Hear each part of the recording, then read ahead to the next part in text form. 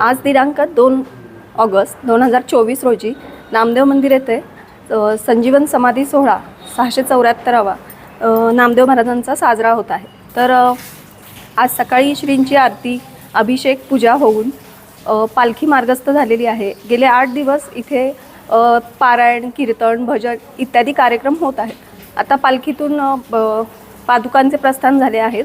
ते पूर्ण सातारभर भ्रमण करून पुन्हा मंदिरात येतात। पण हा उत्सव संपूर्ण समाज बांधव, सातारकर, शिंपी समाज तसेच इतर समाजातील बांधव हा समाधी सोहळा पाहण्यासाठी, त्याच्यात सहभागी होण्यासाठी उत्साहाने सहभागी होतात।